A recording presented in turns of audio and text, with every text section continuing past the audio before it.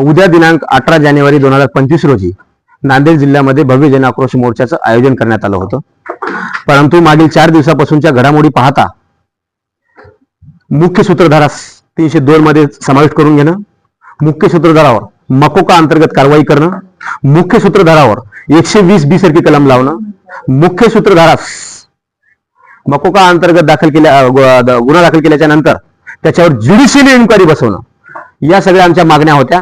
या सगळ्या मागण्या मागील 4 दिवसामध्ये या राज्य शासनाच्या मार्फत आणि CID आणि SITच्या मार्फत पूर्ण झालेल्या आहेत. आम्ही सध्या तरी या घटनेवर समाधानी आहोत की तपास हा व्यवस्थितरित्या आणि योग्य दिशेने चाललाय.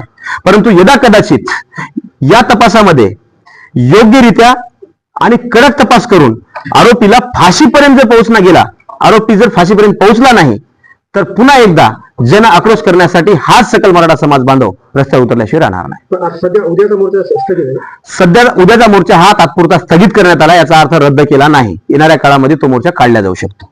दुसरा विषय की पंकजा मुंडे आणि धनंजय मुंडेंना इथलं पालकमंत्रीपद देण्याची अशी मागणी, ही मागणी अजून ठाम आहे. यदा कदाचित राज्यातील जनता म्हणत असेल की बीडचा बिहार झालाय, आम्हाला नांदेडचा बीड होऊ द्यायचं नाहीये. नांदेड ही एक सांस्कृतिक राजधानी म्हणून ओळखल्या जाते मराठवाड्याची. त्या राजधानीमध्ये सर्व जाती धर्माचे लोक गुण्यागोविंदा नांदत असतात.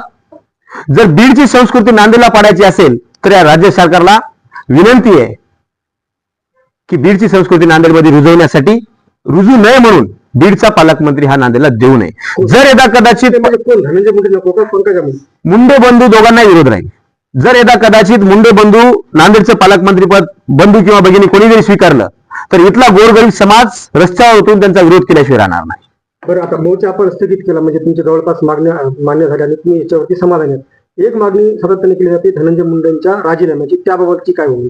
आमचं म्हणणं एकच आहे, CID SIT आता ज्युडिशियल इन्क्वायरी लावली आहे. ज्युडिशियल इन्क्वायरीच्या माध्यमातून या हत्याकांडामध्ये कोण कोण जबाबदार आहे त्या सगळ्यांची कुंडली बाहेर निघल्याशिवाय राहणार नाही. जर यदा कदाचित धनंजय मुंडेंचा या प्रकरणामध्ये हस्तक्षेप असेल तर 100% आमचा ज्युडिशियल इन्क्वायरी एवढा विश्वास आहे की 100% धनंजय मुंडेचा राजीनामा घेऊन त्यांना सुद्धा कायद्याने जी आहे ती शिक्षा द्यायशिवाय राहणार नाही.